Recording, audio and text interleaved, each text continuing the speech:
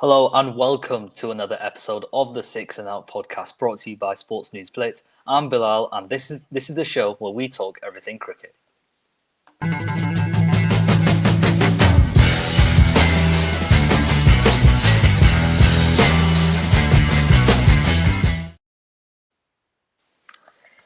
Well, once again, it's the 18th edition of the IPL season, well and truly underway. It's myself, joined by Dejan, my fellow co-host, and once again returning is our special guest, Abhi, to talk us everything through the opening phase of this IPL. Abhi, you're here once again. First of all, how are you? Yeah, I'm good. I'm good. Very convenient time to be recording a podcast as well, so I'm very pumped for this. Well, Dejan, I'll come to you then. Obviously, it's always nice to have the IPL back in front of our screens once again. Yeah, it's perfect, isn't it? Recording at 1 a.m. in the morning when everything that's gone on today, and obviously just recently in the IPL. But it's been a great tournament so far. I mean, as an RCB fan, I can't ask for anything more. So, Abby might have a different attitude as a Sunrisers fan, but for me, smooth sailing so far. I'm enjoying it. Yeah, I mean, I think just over 10 games have been played so far. And yeah, I mean, it's been a lot to talk about. And yeah, as you mentioned, we'll start with the Royal Challengers Bengaluru. 2 wins out of two. Obviously, 2 wins at home as well. And Dejan, it just seems like they're picking up from where they left off as champions last season. Yeah, yeah, exactly. I think in the first game it was, especially against SRH, was a powerful lineup. It was just a question of Hazelwood not being there, yesterday Al not being there. It was going to be a question about you know the weakness in the bowling, but I think Jacob Duffy has been outstanding since he's come in, taking wickets in the power play, really setting the opposition back, and obviously spin. I think Suyash and Krunal Pandya have they've been carried on from last season. They've been outstanding. What's really impressed me though is the batting. I think we're at a point now, obviously, where 200 is like not considered an easy chase, but it's very doable now. 200, but it's still chasing that kind of score down in, I think it was the 15th over against Sunrisers, and then going scoring 250 against CSK. That was I just couldn't believe watching it, and it was just it's so good to see as an RCB fan.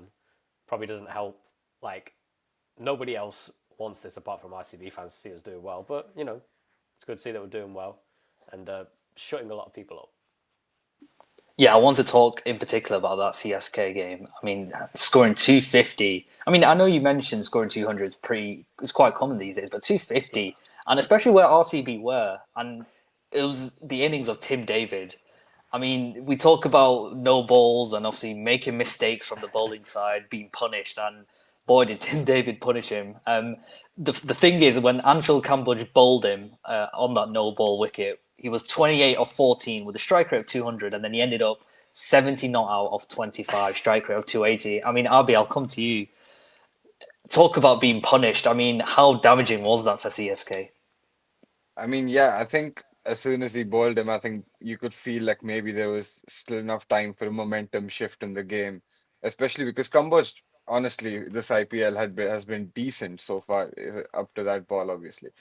But yeah, I mean, it was just, and then Tim David absolutely went nuts, and he really made sure that CSK felt the weight of that no ball.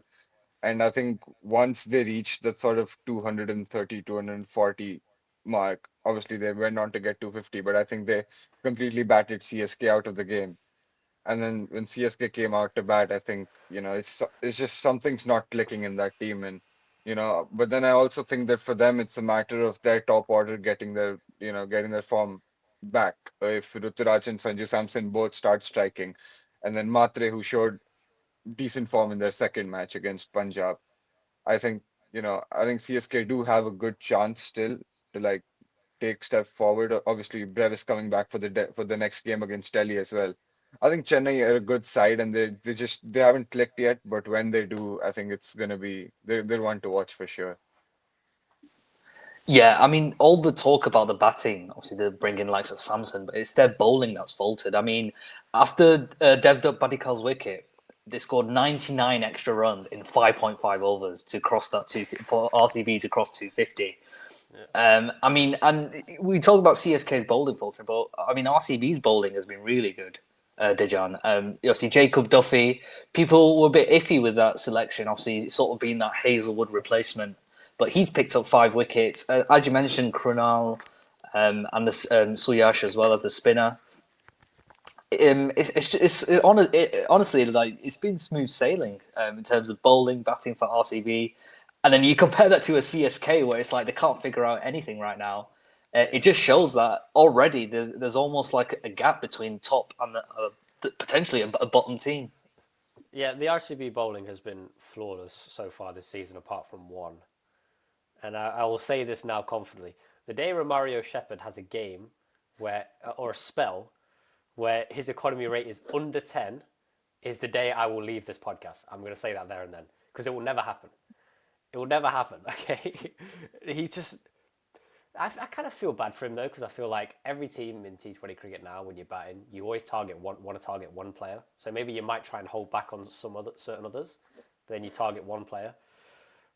It's so blatantly obvious. Romario Shepherd is the person that they target every single time, and it's just his you know, it was funny. He just won over for 19 runs, and it was just like the game was already gone anyway. To be fair, but no, our bowling's been out. It's been outstanding so far, as I said, especially with a lot of people questioning it. But I look at the coaching; they really seem to back the players that play, and they really seem to back. They just go out there and say, just play your kind of way, and they give the captain a lot of freedom to make his own decisions. Like giving Jacob Duffy 4 straight overs against Sunrisers is not something you see very often. But Rajat clearly decided to go that was the best route to go down in that moment. So full credit to him, full credit to the coaching. And yeah, CSK's bowling lineup right now, it's just not looking strong. They've got good bowlers. I think Noor Ahmed took 24 wickets last season. You know how good he can be. I think players like Ellis were big misses. Matt Henry's kind of come in on the back of a difficult T20 World Cup, and it's not really clicked for him so far. Khalil and Kambodge have been decent at times, but you still feel like you need to see a bit more from them if they're going to take that bowling lineup to the next level. Yeah, absolutely. And we'll move on to another team who arguably are having just as bad or even a worse season start so far is the Kolkata Knight Riders. Just like CSK. I mean, they did win against KKI one game, so true. They're maybe just above them, but we'll get to that. But with KKR, Abhi, I mean, it's just been, let's just say, it's been unsettling just from the get go. They've made the most sort of changes from a game to game basis, and even the game that they got rained off. Like, I'll be honest, it looked like if we played the full quota of the match, Punjab would have won that game. But what do you think it is? What is the reason for sort of the early flaws this season? Is it the case of not having a settled batting lineup, or is it an even deeper issue? Honestly, I think their batting lineup is the least of their concerns at the minute. If you look at their bowling right now, I think that's where all of it lies because, they're missing Harshit Rana, they're missing Matisha Patirana. And honestly, at this point, I think even Sunil Narayan and Varun Chakravarti have sort of like clouds of doubt coming over them at the minute as well about the rest of their season. And I think it's just going from bad to worse for them. To be um, obviously, I think the match which they lost against SRH is the one that I followed most closely. But I think if their batting lineup and their bowling lineup get dominated by an SRH team, which in my opinion hasn't been great so far, but we'll get to that. But I think it's just a case of their team isn't clicking as well. But then it's also like they're missing a lot of players due to injury. And if Sunil Narayan and Varun Chakravarti continue to be a doubt for this team as to whether they play or not, I can see them finishing rock bottom in 10th place because, quite frankly, without a good bowling lineup that can at least, dry up runs in the middle overs, which Varun Chakravarti and Sunil Narayan do, it's essentially a team that can leak runs from over 1 to over 20. And obviously, that is not ideal at all, especially when the brand of cricket that majority of the teams are playing this season is very aggressive in terms of their batting. So yeah, I I think mean, just Dejan is dealing with some light Sorry, just difficulties, yeah, but just give me a moment. we could just about see him. But continue, Abby. but yeah, I mean, I think KKR, like unlike what I said about CSK, I think KKR are not going to be back in contention for top four this season at all. Maybe they make a run for it towards the end of the season, but right now it is looking very unlikely. And even in their captaincy decisions, I mean, to to choose to bat first on a pitch when when there were concerns about rain coming, like rain being there from before the match, to choose to want to bat first is honestly such a it's a shocking decision in my opinion. And I mean, they went with it, and well, it looked like if they were to finish that match, it would not have ended well for KKR. So yeah. Yeah, you talk about the decision to bat first, and a lot of question will come to Ajinkya Rahane. I mean, at 37, is he really the right man to be leading this KKR team if they really want to progress and do well this season, Dejan? I mean, how much pressure is on his hands now already to sort of turn things around? And their next game is against Lucknow, so that's not going to be easy. And it feels like all these games will be easy for them. So what can I mean? It does seem like Rahane will stick as captain till the end of the season, unless he drops in major form. But what can he do, and what can sort of the staff do to sort of steady the ship in a way? I mean, that light going out there, that just summed up KKR's season so far, to be fair. But um, I kind of feel bad for Rahane a little bit, purely because of the absentees that they've had. I just think, no Patirana, no Akashdeep, no Harshit Rana. It feels like he's kind of, the way it's set up, it's kind of meant that Vaibhav Arora's kind of had to lead that pace bowling attack, and I don't think he's ready for that at all. I think he's shown that this season. Kartik Tyagi was kind of brought in on purely on the basis that he had a good practice game, and now he's being thrown into that. Musrabani didn't. He had a good T20 World Cup, yes, but he's a different kind of bowler to a Patirana or a Mustafizur. And they're clearly banking on Cam Green coming back to bowl, which is why he's still playing, because he shouldn't be I don't think he should be getting picked as a batter ahead of a Tim Seifer or a Ravindra maybe, because Ravindra will offer something with the ball. But purely as a batter, I don't think Cam Green should have started this season. But they're waiting for him to come back as a bowler as well, and then that will help the balance of the team. But yeah, bowling wise, they're just looking a bit out of ideas at the moment. It doesn't help that the two spinners aren't in great form and they're not bowling particularly well. But I just think the absentees that Rahane's had, it just feels like it's kind of wearing on him a little bit as a captain, because he's having to look for different kinds of options, and the options aren't really, doing their best to present to him, to be honest. Yeah, Abby, do you think with Cameron Green, obviously they spent obviously huge amounts of money on him, even though he's like not in the best of form, he's not been in good form for a while now. It feels like, but does it sort of feel like he's undroppable and like KKR they're sort of entitled to sort of play him every game just because he has that price tag on him, and he can come up with the goods, but at the moment it's just not working, especially at number three as well, and hence why I brought up the batting order is because like if Cameron Green fails to deliver at number three, where the runs going to come from? Who's going to be that standout batter?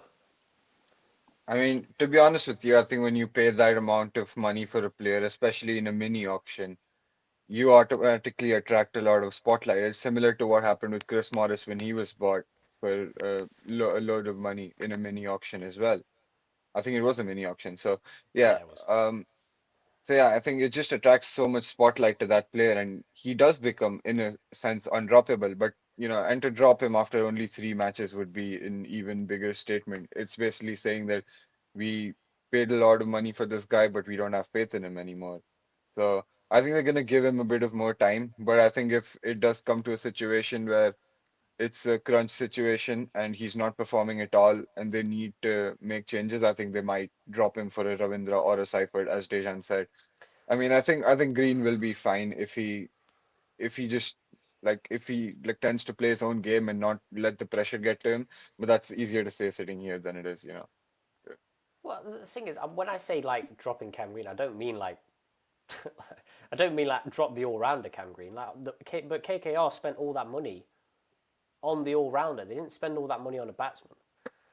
And you look at he didn't have a great Ashes series with the bat. He had a poor T20 World Cup, and he scored like 24 runs in the 3 innings he had. And so KKR clearly spent all that money on an all rounder, and they right now they're just getting a batter. So I just think until you look at Tim Seifert and the way he played in the T20 World Cup, you look at the way I just think right now, Cam Green, if you're going to play an overseas batter at number 3, I'd play Seifert over Cam Green. That's just my opinion. But when Cam Green starts bowling again, he will become undroppable. It's obvious. But I just think, for me right now, I wouldn't pick him as a batter because I don't think he's offering enough to that team. Yeah, there's so many ways you can go about with the KKR line of the batting. Do you promote Sunil Narine at the top of the order? Because we've seen when KKR have been successful, it's him at the top, and then even reunite the New Zealand top order with Allen and Cypher, and then drop Rahane to 3. So there is a lot of questions, and it's never good to have that sort of scenario because you want to have your settled 11 or settled 11 to 12 with the impact player as well in the first couple of games, as we've seen with some teams. So yeah, it feels like an uphill task already, and they've got it all to do. But one team who's got off to a flyer is the Rajasthan Royals. They sit top of the table, following their win just in their last match against the Mumbai Indians in a reduced game. I mean, to me, this comes as a bit of a surprise because a lot of people they may not have had them in sort of the top 4, maybe at the push of making the top 4. But Abhi, I mean, they sit top of the table. They've looked really good in their victories, some close fought victories as well. I mean, just how impressive have Rajasthan been? I mean, obviously, when we spoke about it before the IPL as well, we were all talking about the Sanju Samson sized void that was left in that team. But I think Vaibhav Suryavanshi has filled it and then some, I mean, he's showed up and he's like showed out as well. He's done everything right. He's played the way that they want him to play. He's played the way that he wants to play. Obviously, there were questions coming into it saying that this will be his first full IPL with a lot of eyes on him, and how is he going to perform? But it just doesn't seem like he could care about any of that. Him and Yashasvi Jaiswal have both been very good so far. I think they're quickly showing why they deserve to be in the conversation for probably one of the better opening partnerships in the IPL this season. And even I think Riyan Parag's captaincy is going under the radar a bit. I think he's done a good job with managing his bowlers. Backing Tushar Deshpande, who historically has been a bit of an expensive bowler to bowl that last over against Gujarat, and the way that Tushar Deshpande, repaid that faith by, obviously bowling a great final over. And it just seems like a team that can hold that nerve under a bit of pressure, which obviously they showed in the Gujarat game. But I think it's clicking for them. But there is still a bit of a question mark with regards to like how maybe someone like a Jurel and their middle order is still, I feel, a bit vulnerable. I would like to see how they perform if both Suryavanshi and Jaiswal fail um, to, come up with a big opening stand. But I think so far so good for them. They seem like a solid team all around, and they seem like a connected unit as well. So, I think it's going to be interesting to see where they go from here. I mean, I'll be happy if they do well. So, yeah. I think the top Yeah, fours had the top fours had a very good start to the season. I yeah, think Jurel going up to 3. I think we kind of thought maybe Hetmeyer might go to 3, Yeah. but Jurel going to 3 I think has been, and him getting back into form has been very very good to see. I think as you said, Parag's captaincy has been outstanding, just the way he's managed his bowlers, and he's got a lot of options to choose from. I think they've really stood out with the ball. I look, Jadeja coming in has been a massive plus in that bowling lineup purely for his experience. Abhi's best mate Ravi Bishnoi, I think, has probably been the best leg spinner so far this season, and the wickets that he's taken at key moments. And I look at the paces as well. I mean, Archer's been very good. Nandre Berger's been outstanding. I think Deshpande got backed and in that last over and did a very good job. So right now, Riyan Parag is probably, I'd say, been one of the standout captains, and I think right now his squad is looking very very solid. It's not a team of like world class players, but it's a very good squad, and it shows now that if you have a very good squad in the IPL, you'll win tournaments. You don't just need world class players; you need you need good squad and players that will suit different roles. And I think he's got that perfectly with this squad.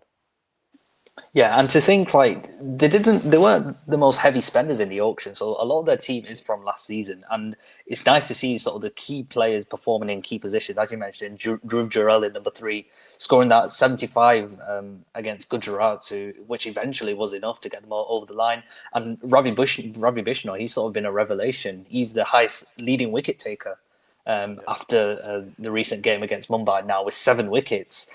So it is pleasing to see everyone firing on all fronts. But yeah, as you guys mentioned, it is the case of can they keep this up? And as Abhi mentioned, is the pressure going to get to them when the pressure gets tough? If it's Suryavanshi and Jaiswal, which I'm sure both of you will agree, they're probably the best opening combination. But They're most destructive. yeah, definitely.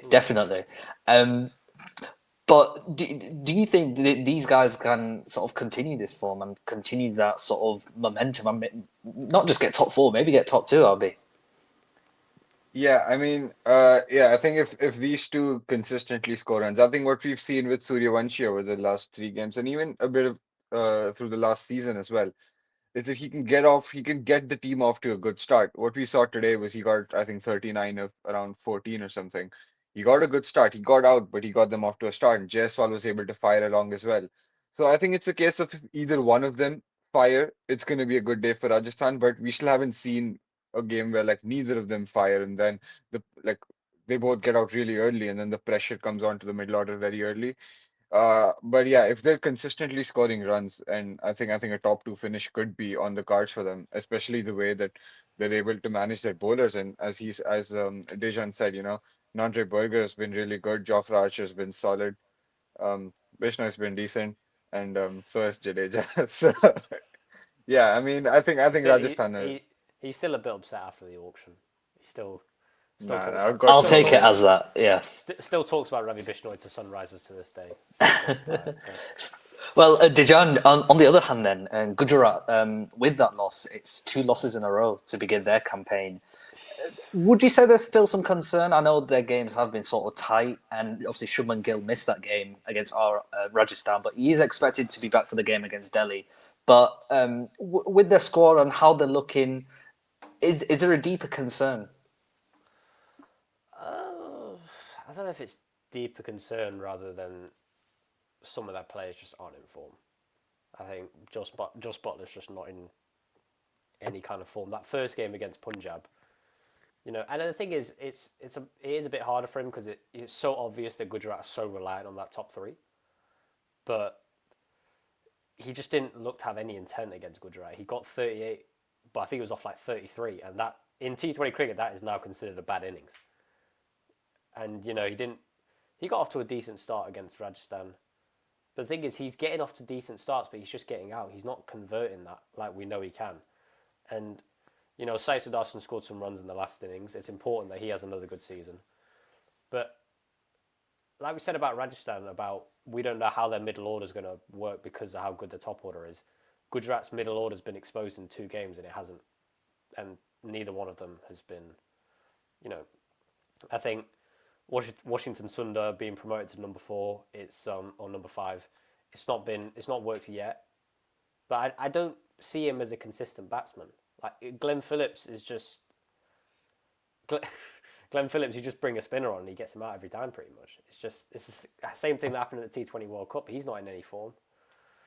They just need to try and get players back into form. They've got players like Jason Holder on the bench who can probably help them with the bat more than a Glenn Phillips can at this point. So they need to try and get a combination right, and that will have, the combination will be better when Shubman Gill comes back because he'll offer a lot more in terms of runs.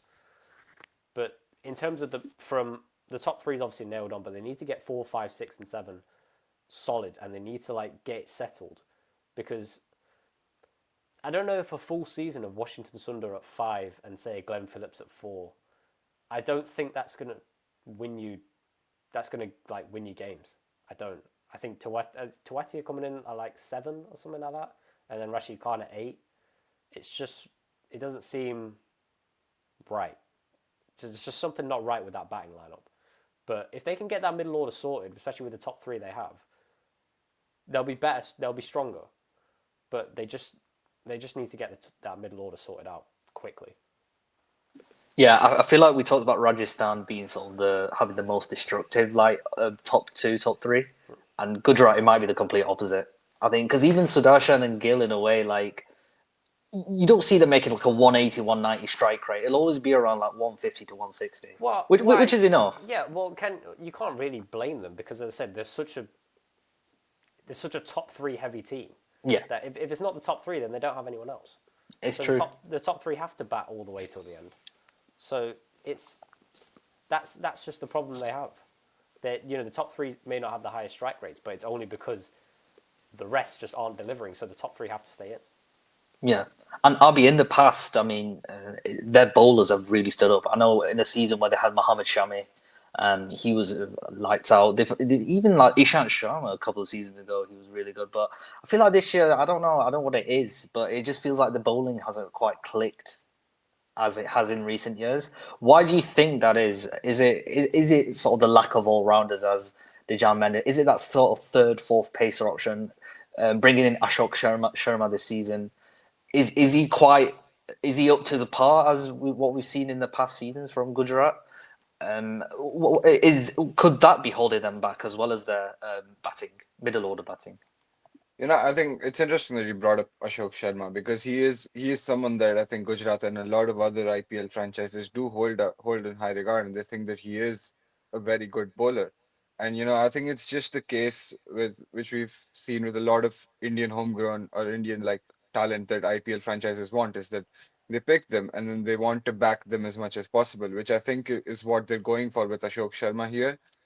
I think their bowling's fine. I think it's like it should be fine. They have superstars in Kagiso Rabada and Rashid Khan.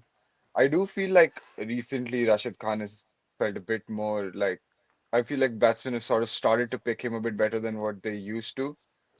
He's still a threat. I mean, he's Rashid Khan at the end of the day. But then I do think that he's sort of like he's not as much as a threat as he was maybe 4 years ago. And Kagisa Rabada, when he's in the mood, he can really go after it as well. I think they have a decent bowling lineup. I think another thing that's affecting a lot of bowling lineups this season is the way the teams are playing cricket. It's like it's funny because even for the KKR Mumbai game when KKR scored 250 and then in the innings break when I think it was Raghuvanshi who was asked whether he thinks this is enough or not, and he said that we'll have to see, we're not really sure. I think it tells a lot about the mindset of teams now is maybe 200 is the new 170, 160. So I don't know. I think their bowling lineup should be fine, and I also think that bowling lineups in general are being affected because of the brand of cricket that every team is playing with the bat.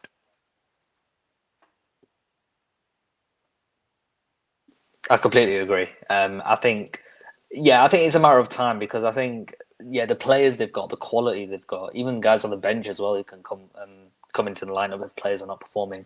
I think they're poised to have a good season, but yeah, it is about just closing out games and handling those pressure situations because I don't think we'll be having this much of a conversation about them if they actually closed out their game against Rajasthan. And I mean, to be honest, they should have won that game. But it is these moments that probably come back to bite them. And you think of it, it's come to a case where Rajasthan play RCB in the next game, which is essentially a top of the table clash between two unbeaten teams. But moving on to another unbeaten team in the Delhi Capitals. They've like RCB, they've just played two games and they've won both of their games. Dejan, I'll come to you. I think this is the story of most of their signings have featured and they've turned up. You talk about Samir Rizvi, Nitish Rana, Patum Nisanka, and then the two South Africans as well, David Miller, Lungi and Gidi. I mean, to have it click so far anyway, with all these players that have come in compared to last season, it's a really good sign for this Delhi team going forward, isn't it? I think their bowling's been the key standout so far from these first two games because come up against a good batting lineup in LSG and then Mumbai, who everyone thinks with the squad they have should win the IPL this season. and then for both scores to be 141 and then 160, it's setting up the game there for the batters to win. And Samir Rizvi he's made a lot of money in the IPL, but he's never really played. But he's made quite a bit of money. But Delhi have clearly backed in this season when I don't think many teams would have thought he would have played. But you're seeing some serious talent with him with the bat, and he's looking quality at the moment. And that's just obviously helping their batting. But as I said, for me, their bowling's been the key standout so far. I think Natarajan's had a brilliant start to the season. Ngidi's had a very good start to the season. Kuldeep's, as a leg spinner, he's one of the best in the business. Axar Patel's, leadership and balance that team. I think right now, Delhi are looking one. I said it, Delhi in terms of squad before the IPL have a very, very good squad, and they could definitely compete like for qualification positions with the squad they have. I just think the one negative I would say for Delhi so far this season is the way KL Rahul started this season. I think he's got a first ball duck and then he got one. So I just feel like for Delhi, it's just a case of just getting him back in form. And then if they do that, along with the way the others are playing, Delhi could very easily make a big push this season. As all they need to do is just get KL in form, and once they do that, they'll be hard to stop. They'll be very hard to stop. Yeah, Abhi, we saw Delhi start really well last season, and then they sort of faltered out, and in the end, they actually missed out on the playoffs. And I don't want to say it's going to go similarly, but yeah, I do agree because I do think if KL Rahul if he continues to falter, there's going to be times where the target is a 200 plus, and who's going to be there to chase it? And I know guys like Samir Rizvi, Nitish Rana, who I think is a really good pickup, underrated pickup, I'd say. Out of all the players signed, but I just wanted to come to you as well because another team who have beaten as well. I feel like there's quite a few. Punjab Kings, 2 wins and then 1 game that was rained off against the Kolkata Knight Riders. And we talk about a team that's made a load of changes from last season in Delhi. Punjab have pretty much kept the same, but one guy who did come in was Cooper Connolly, and what a debut from him! 72 not out against Gujarat in a close contest, winning by 3 wickets. I mean, talk about making your statement in an IPL. I mean, just incredible, wasn't it? Yeah, I mean, what a game from him against Gujarat, and I think it was also a case of their team didn't really need to change anything. They didn't need to change much. They had an opening combination that's another very explosive all-Indian opening combination in Prabh Singh and Priyan Charia, who have gotten off to good starts this season as well. With Priyan Charia winning the man of the match, obviously in the second match. But yeah, I think it's just a case of their team clicked last season. So this season it's just like carry the momentum through. Yes, they lost in the final, but then I think that's what's gonna keep them hungry this season to sort of go for it one more time, maybe go one step further this time. And obviously when we spoke about it pre before the season started, we did list them as our favorites to sort of, go for it this season simply because they have familiar faces in their setup, and the ones that they've added clearly are very effective in Cooper Connolly. Um, but yeah, I think they're a solid team, and this is just expected from them at this point for this season. And I expect them to make the top 4, maybe even the finals. You never know, but then it's too early to tell. But this is just a very expected performance from a team like Punjab, and yeah, they just seem to be clicking. I was gonna say you could tell it's a team built by Ricky Ponting when there's like a bunch of Australians. There's 3 overseas Yeah. Australians. But to be fair, But they're all coming good though. Bartlett. yeah, definitely. And Coleman. last season as well. And as Abby mentioned, it is sort of just a rollover from last season, and they are performing. And yeah, as Abby mentioned, they do have that feel to them that they're very well rounded, like just everywhere. Yeah. The batting, the bowling. I mean, if you could pick out a weakness, what would you think? Because I don't think it's the batting. Maybe the bowling. Maybe because Janssen has the tendency to sort of spray it a little bit when you think he should be picking up wickets at the top. But do you even see any holes in this Punjab team? I'm going to say the one hole that I would say, and it's not exactly a hole, it's just more of a gamble kind of thing, is just the form of their number 5 and number 6. Just, Shashank and Wadera had very good seasons last season.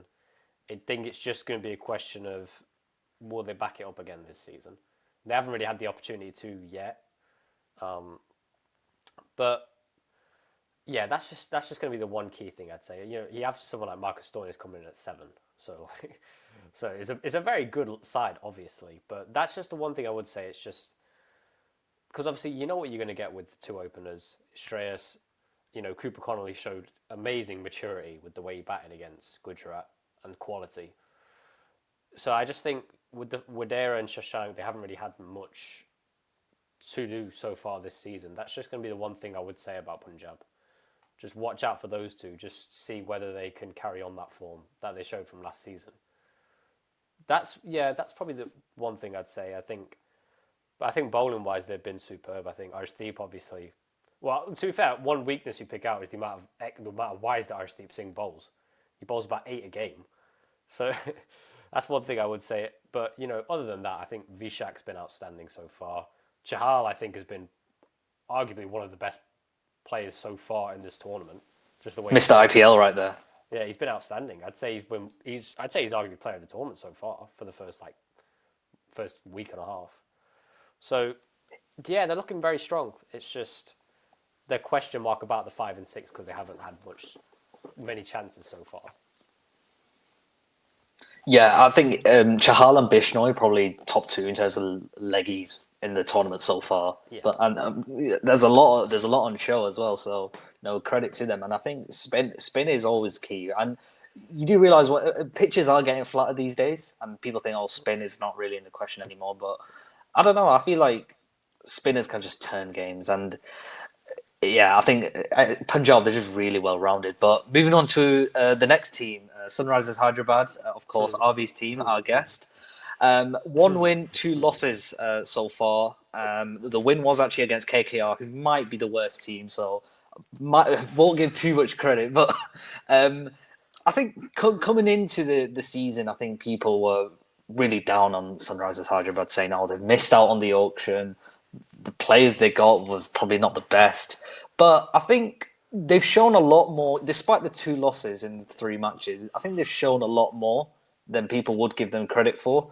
I mean, Abhi, how would you sort of sum up the opening 3 games you've seen?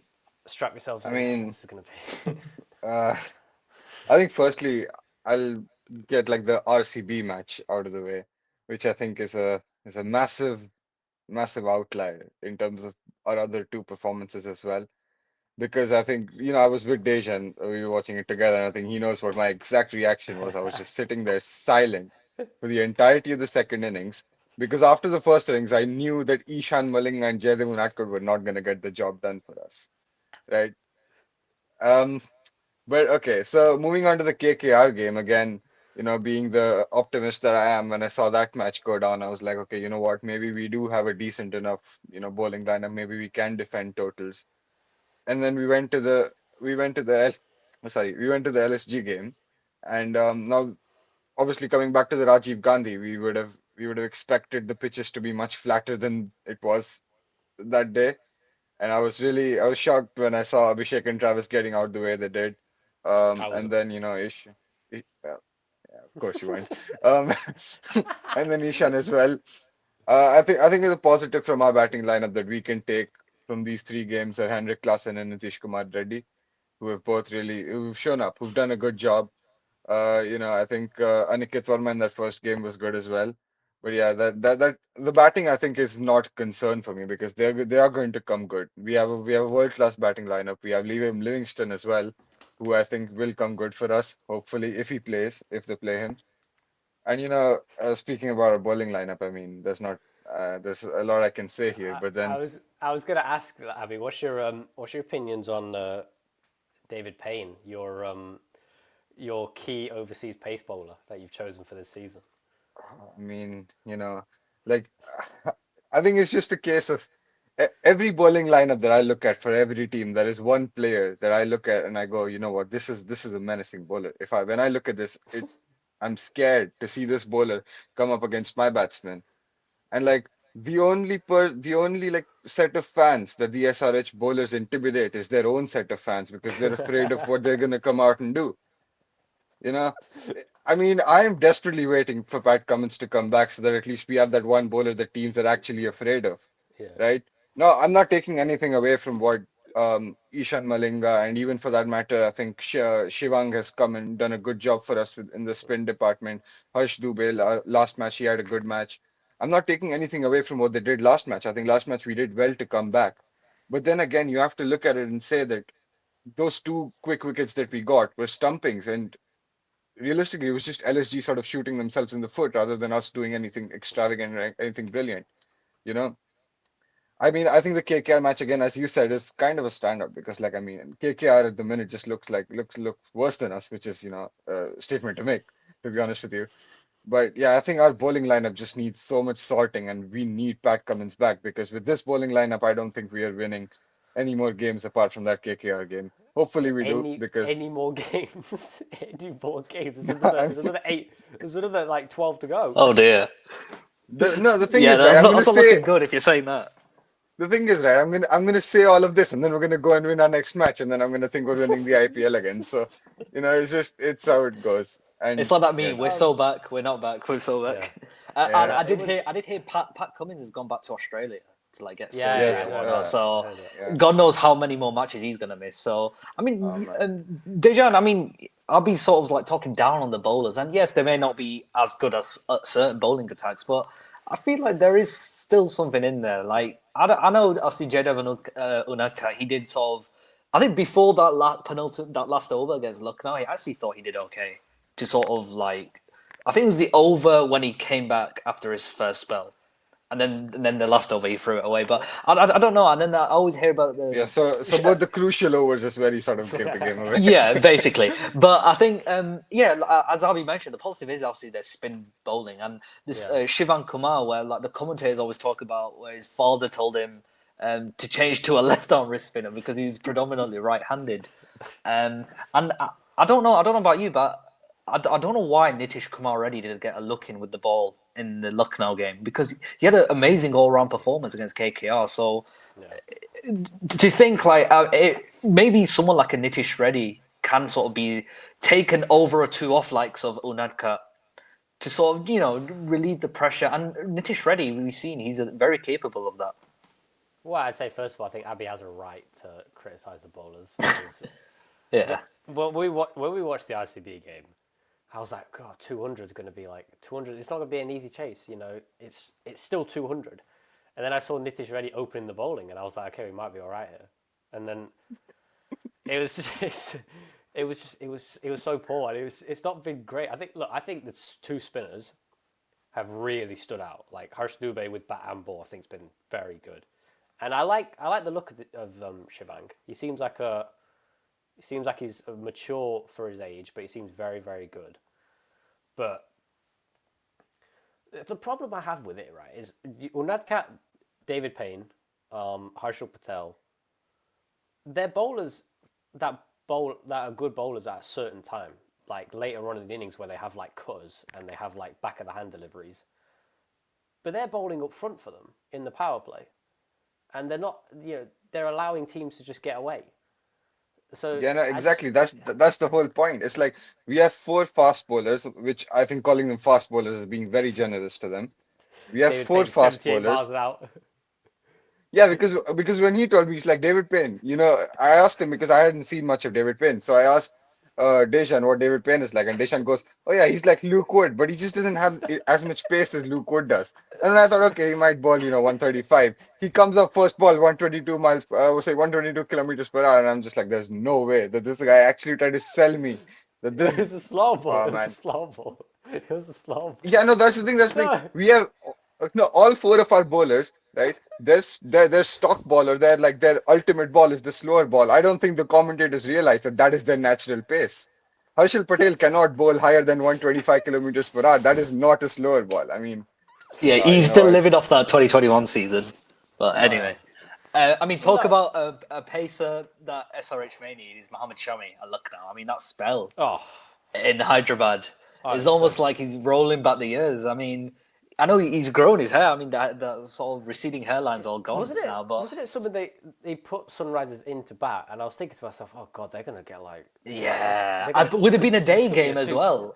I was like, Yeah, god, this could be a 250, and then he 2 for 9 in 4 overs. I was like, I tell you what, incredible. if Shami keeps bowling like that, there's no reason why he can't get a look it back in the India team. But it's a Oh, long definitely season. not. It's a Yeah, long season, especially with the ODI World Cup. yeah, Definitely. exactly. Fitness issues is always going to be the problem. But I just want to quickly say on Sunrisers bowling, where I think they struggle is I feel like it's so reliant on the batting to get them out of trouble. I think the game against KKR summed up how Sunrisers will play Yeah. and try and win games where if they have to go above par and they have to consistently get above par the batting and ensure that the bowlers, because the batters are going for it, the bowlers like slow balls and stuff can deceive them and they can get like hit up in the air and easy catches and stuff. That's how I think Sunrise are going to win the games. I don't know if that's can win you a trophy, but that's just how violently shaking his head at Abby. But I think that's how they're trying to play. But I just don't think that's going to work. And I remember after the KKR game when David Payne, I think the first over went for like 25 with Finn Allen. Yeah. He just messaged me saying like he's not a new ball bowler, he's not a death bowler, he's just a crap bowler who bowls 70 miles an hour garbage. And I was like, okay. Yeah. I mean, yeah. I guess Arby got his wish because it was dropped for the LSG game. Thank God. But yeah, I think But they spent, but there's also this as well, which I like. They spent how much money on Liam Livingston? Like over $1 million. 12 And crores. yeah. Yeah. and he And he didn't even bowl. Like he played against Yeah. Lucknow, but he did bowl. And Yeah. you thought I don't know. What surely if you're gonna, but why would you buy all that money on Liam Livingston if you didn't have plans to play him initially? Like, shouldn't that money have been spent into an actual bowling attack and try and improve the bowling, as I opposed think to I think we've already discussed this that we've messed up massively in the auction. I think Yeah. yeah. it's not a case of I still think it's very salvageable. I think if Pat Cummins does come back on time and if our batting lineup really starts to get into the form that we know they can get into, I think I'm optimistic in that regard. But right now with this bowling lineup, I'm not really excited by what's Abby, going on. Abby, what's on time for Pat Cummins' return? Are you talking about tomorrow? Do you want Pat Cummins to come back tomorrow? I'm I'll talking tell you about not. I'll like tell you for sure. I'll tell you for sure. He's not coming back tomorrow. What do you mean? What do you yeah, think when we say on time? Because on time could be you whenever. know within after I after think 6 games is after 6 games. So that's the first six. I think And within the then next 2 or 3 yeah, matches, I think I'll yeah, be yeah. I'll be happy Okay. with that. If he comes back on time, so he comes back for the. If he comes back tomorrow and he can bowl, we'll be fine. But he's gonna have to carry that bowling on his back if he's like single-handedly carry them if they're gonna want to like win games with him. Yeah. He's gonna have to really step up when he comes back. Yeah, and it's going to be difficult because I think who's their next game actually? Who's their Punjab. next game? Punjab. Oh, okay. So the team who we think is basically the favorite. Oh, who Oh should yeah, I'm finish really top. looking forward to that match. But David Payne versus Prab Simran and Priyan Shari, Abhi. Yeah, that's gonna be fun to watch. 500. Listen, we said SRH would be involved in a game with 300 runs. We didn't say whether they'd be batting or Hey, bowling. hey! That was a good point. That was a good point. Maybe David Hyderabad might be like bowler friendly pitch this year. I mean, it's crazy. David Payne 4 overs, none for 350. How we feel? Yeah, I man. would be surprised. I would be surprised. Back of the hands slow balls. Yeah.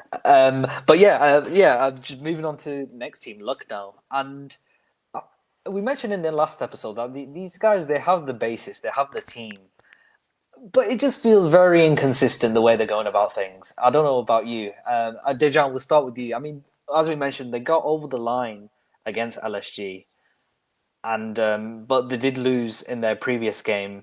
I think it was to Delhi. Yeah. But yeah, as I mentioned, it's almost like a repeat of like previous seasons where they have the players, but it just feels like they can't quite get it together and put the formula together. And in those 2 games, it seems like the same way again. I mean, how do you assess it? Yeah, it wasn't that big of a flex, I'd say, beating Sunrisers at this point. But I'd say, uh, don't smile. I'd say, I don't know with them. It just feels like they they need they've tried for the last year to find a position for Rishabh Pant. Like they try opening, it doesn't work. They try him at three, hasn't worked. Put him at four, didn't work. Five, like they opened him for the first game and then they just put him down at three. If you're gonna spend all that money on Rishabh Pant, just pick a position and just stick him there. Like I don't care if he fails 20 times. I don't care if he fails 10 times out of 14. He, if he's on form, he'll win you. He'll win you 3 or 4 games. And you saw that against Sunrisers. And yeah, it wasn't like the most fluent Rishabh Pant innings we've ever seen. But it was important for him to get that innings and ensure that that can give him confidence. And he can kick on from that now. So, they've feel like they've just chopped and changed with everything, like in general. Their bowling's been all right. I think, as I said, Shami's been a real standout. I think Digvesh Rathi bowled well against Sunrisers. I think Mohsin obviously has Everyone been a. bowled well against Sunrisers, bro. It's not that But difficult yeah, realistically, but um, you made Romario. You let Romario Shepherd take 3 wickets against you for crying out loud. But I mean, he still went for 40 runs in 4 overs. To be fair, so it's 10. Economy rate is 10 again. But again, there's so much chopping and changing, and it just annoys me because I just think just pick the same team and pick the players in the same position, please. Like I'm begging of you, and watch how your team will get better if you do that. And just if you're going to play Rishabh Pant, like just at three, just stick him at three. Do not put him opening, and then change it after a couple of games, and then just put him, alternate in different positions. Just put him at three. Go Puran at four. Puran hasn't had great starts to the season. That hasn't helped them. But you know that if he gets going, that's going to bolster your team massively. And then just go from there. If they can get that top four firing, then the team will massively improve. And with the bowlers they have, they'll win games. And I think, as I said, it was important that Rishabh Pant played that kind of innings. It wasn't fluent, but he got the job done, and it will give him confidence. Now it's just about carrying on that kind of form. Because if he does that, LSG will have a better season. Yeah, I feel like their bowling is really quite the standout. But I know what Dejan mentioned the batting order of sticking Pant to a position, but we saw Puran for the West Indies in the T20 World Cup being at three. And I agree with Dejan actually. Like you don't now that Pants played that knock at number three, that sort of anchorish innings. Do you feel like Puran is sort of being wasted because I think he came down at five, didn't he? Because like they wanted to go with that right hand left hand combination, which I think is a nonsense in this day and age. I know it works at certain situations, but especially when you're chasing, and I know eventually they got the chase done, but I don't know. I just feel Puran he's not being utilized as we know he can be, if that makes sense. So do you see that as an issue? And is there a case of shuffling the order even more? I mean, if you look at it, like that game went much deeper than it should have. Especially with the way that Markram was batting, it showed that even with the way that Klaasen and Reddy batted, it showed that once you get your eye in, even for like maybe 9 or 10 balls, then I think then you can start going and it starts, getting a bit easier to pick big bowlers.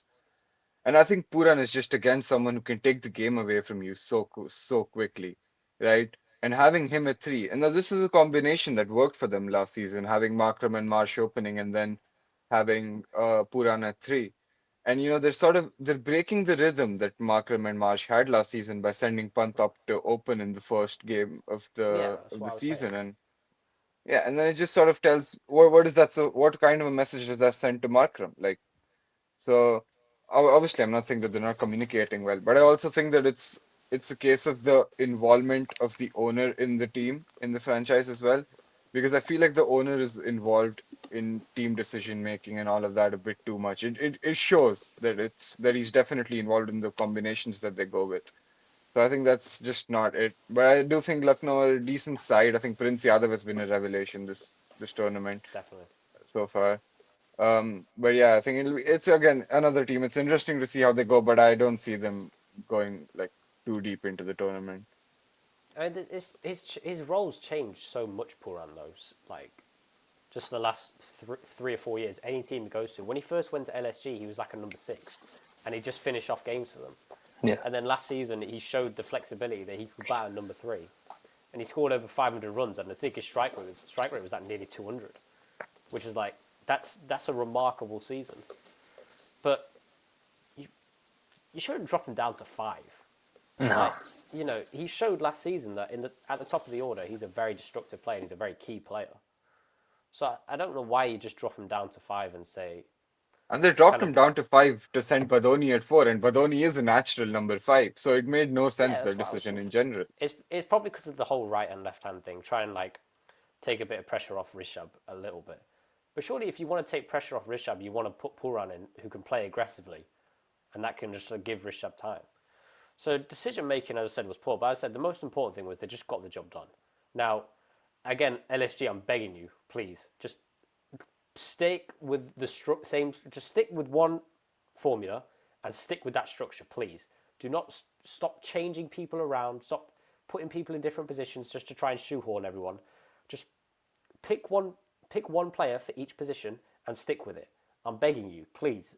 I don't want to see I don't want to see another season where you know players are having to change in different positions, and all of a sudden you'll see flipping Badoni opening at some point, and then you'll have Badoni coming in at number 7.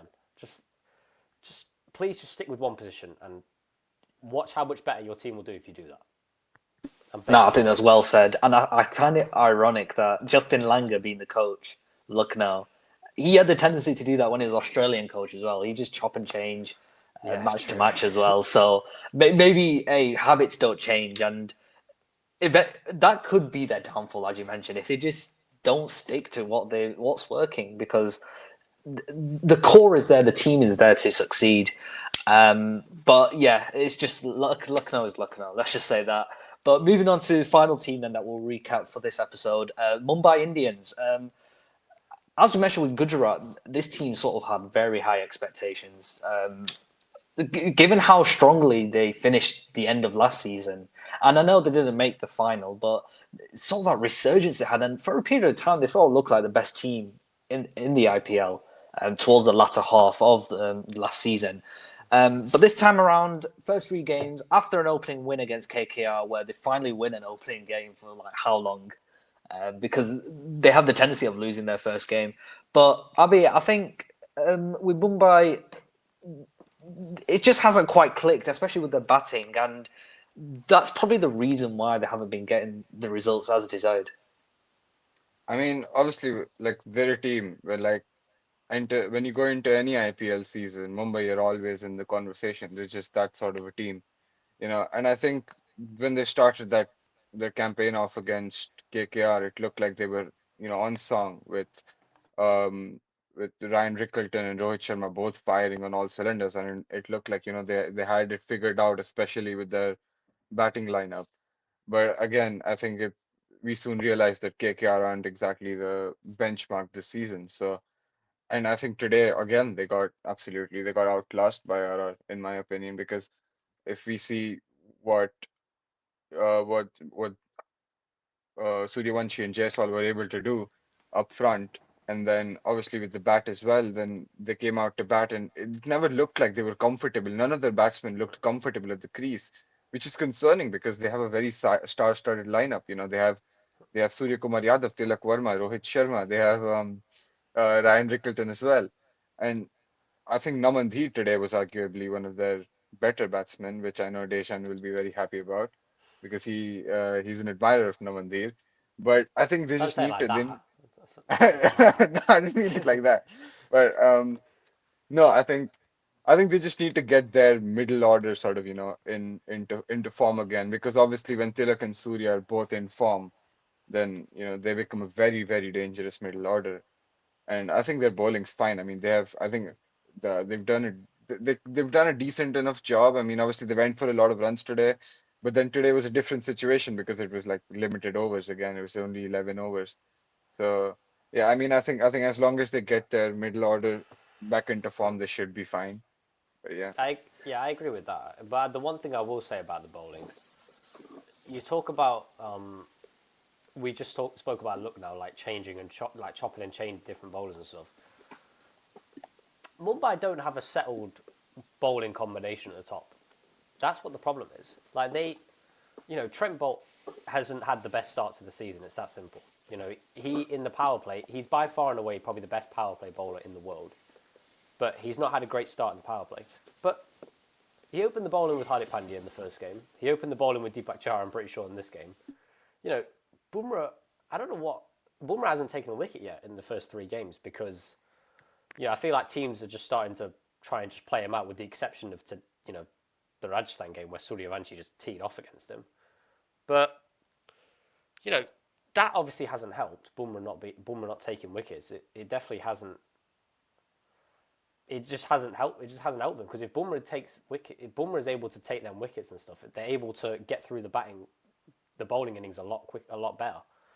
But Trent Bolt hasn't had a great start to the season. Deepak Chahar, I think he played his first game today, and he just didn't. 1 over for 22, so not great.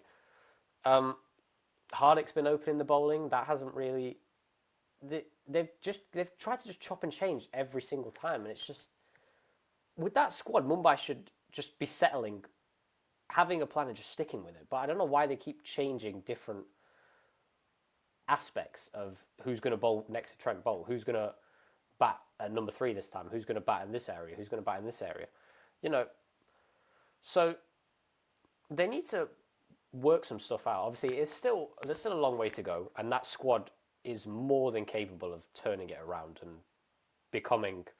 like the 2020 Mumbai squad, which people say is one of the best T20 teams ever assembled. But they're going to need to sort out some just parts of the team in terms of, okay, these two we're going to have 2 bowlers. They're going to open the bowling consistently. These 2 are going to be opening the batting. These 2 are going to be finishing off games for us. So they need to get their combinations right in the next couple of games to build the confidence for the rest of the tournament. Because for Mumbai Indians, with the squad they have in their first 3 games to go 1 win and 2 losses, that's not acceptable, I'd say, for that squad. Yeah, and it's very unlike Mumbai. Like just the way they've gone about things, because I do feel like, yeah, as you mentioned, especially the bowling's a lot of experience in that lineup. But who's going to be the person to step up? And yeah, and as we've seen in the first 3 games, it can't be Bumrah every single time. And with Trent Bolt being out of form, and Pandya, I mean, we've seen Pandya turn up with the ball, but at times players have figured him out as well. So yeah, it's a bit difficult. And in that sense, you're sort of relying on the batters. And one person who hasn't really got off the blocks is Tilak Varma, whose high score is just 20 in that first game against KKR. So yeah, I don't know. It's almost like they're not struggling, but they just need to figure things out.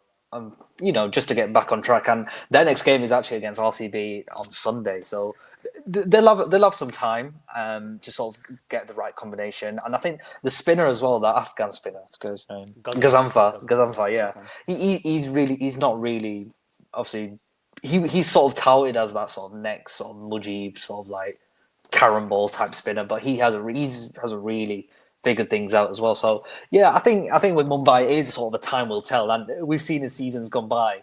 But when it comes to crunch time, they're pretty much always there. One thing I will say, just real quick, perfect chance for Mumbai batters to get in form against Romario Shepherd again. There we go. Perfect opportunity to get. You couldn't ask for a better chance to get back in form. Hey, that's not if the GOAT Jacob Duffy doesn't get them out. I'm just saying.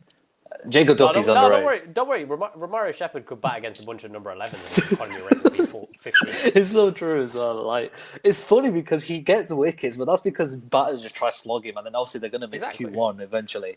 Exactly. But yeah, I think we've pretty much recapped everything, haven't we? These open exchanges, and we'll be back again next time. But just before we leave, one last quiz. Oh, well, not the last one, but another quiz. Okay. Quiz question, whatever you want to call it. I think Abhi will enjoy this one, but feel free to answer both of you. What was David Payne's quickest delivery this season?